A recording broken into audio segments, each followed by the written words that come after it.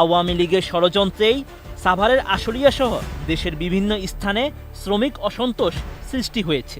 এর সাথে রয়েছে বহিরাগত সন্ত্রাসীরাও। পরিস্থিতি স্বাভাবিক করতে এরই মধ্যে অ্যাকশন শুরু হয়েছে বলে জানিয়েছেন শ্রম ও কর্মসংস্থান উপদেষ্টা আসিফ মাহমুদ সজীব ভুঁইয়া। 4 সেপ্টেম্বর সচিবালয়ে তৈরি পোশাক শিল্প খাত ও শিল্পাঞ্চলে শ্রমিক অসন্তোষ নিয়ে এক জরুরি বৈঠক শেষে এই মন্তব্য করেন শ্রম ও কর্মসংস্থান উপদেষ্টা। তিনি বলেন, শ্রমিক অসন্তোষ নিয়ে মালিক পক্ষ ও শ্রমিক পক্ষের সঙ্গে একাধিক সভা করেছে অন্তর্বর্তী সরকার। আনরেস্ট নিয়ে আমরা মালিক পক্ষ শ্রমিক পক্ষের সাথে একাধিক সভা করেছি। আমার শ্রম মন্ত্রণালয় হয়েছে, স্বরাষ্ট্র মন্ত্রণালয় হয়েছে এবং আমাদের শিল্প উপদেষ্টা তিনিও কথা বলছেন। সকল শ্রমিক নেতৃবৃন্দের থেকে আমরা এটাই জানতে পেরেছি, গার্মেন্টস নন আরএমজি সবার থেকেই এটা জানতে পেরেছি যে এখন যেই আন্দোলনগুলো হচ্ছে, আমাদের শ্রমিক নেতৃবৃন্দ তো সবসময় শ্রমিক আন্দোলনগুলোর সাথে যুক্ত থাকেন। তারাই মূলত শ্রমিকদেরকে নিয়ে শ্রমিকদের ন্যায্য বিভিন্ন দাবি দাওয়া নিয়ে আন্দোলন করেন। 2023 সালে আমরা দেখেছি মজুরির জন্য তারা আন্দোলন করেছেন। তারা এই আন্দোলনের প্রকৃতিটা তারা নিজেরাও বুঝে উঠতে পারছেন না, কেননা এখানে কোনো নির্দিষ্ট দাবি উঠে আসছে না, কোনো নির্দিষ্ট দফা পাওয়া যাচ্ছে না। সেখানে তাদের যারা সাধারণত শ্রমিক আন্দোলনগুলোতে সংগঠিত করেন তারাও সেখানে সেভাবে নেই। সেখানে বহিরাগত লোকজনের আধিক্য দেখা যাচ্ছে।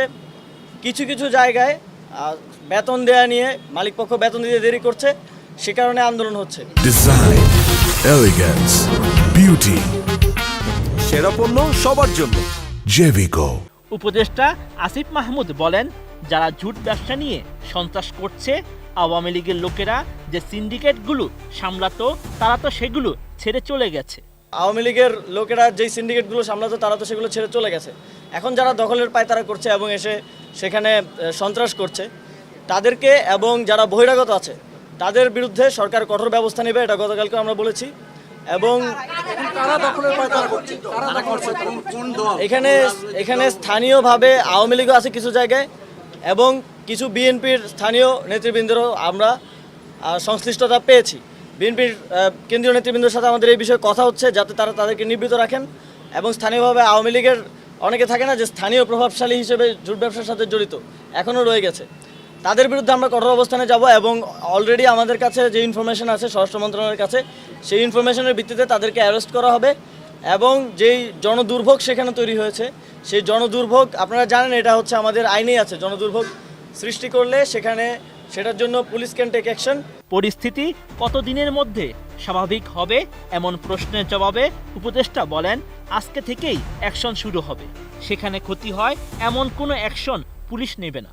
পুলিশ সেখানে কোনো প্রকার হার্ম হয়, ক্ষতি হয় এমন কোনো অ্যাকশন নেবে না। তবে রাস্তাগুলো খালি করার জন্য তারা যথাযথ অ্যাকশন নেবে। এবং যারা ইন্ধন যোগাচ্ছে, এখানে অনেকেই আমি যেটা বললাম বহিরাগত এবং যারা জুট ব্যবসা দখল নিয়ে সন্ত্রাস করছে, স্পেসিফিকলি তাদেরকে অ্যারেস্ট করা হবে। আমি মনে করছি স্বাভাবিক হবে। এবং আমাদের শ্রমিক নেতৃবৃন্দ আমাদেরকে আশ্বস্ত করেছেন যে যারা শ্রমিকরা আন্দোলনে আছে তাদেরকে বোঝাবেন, এবং তাদের সমস্যা সমাধানে আমরা আরও বৈঠক করব, আরও সেই সমস্যা সমাধানের জন্য মালিক পক্ষ শ্রমিক পক্ষ মিলে এগিয়ে যাব। বৈঠকে আরও উপস্থিত ছিলেন আইন উপদেষ্টা ডক্টর আসিফ নজরুল, মৎস্য ও প্রাণী সম্পদ উপদেষ্টা ফরিদা আক্তার, শিল্প উপদেষ্টা আদিলুর রহমান, স্বরাষ্ট্র উপদেষ্টা লেফটেন্যান্ট জেনারেল অবসরপ্রাপ্ত জাহাঙ্গীর আলম চৌধুরী সহ সরকারের উচ্চ পর্যায়ের কর্মকর্তারা। Sheikh Farid, ATN news.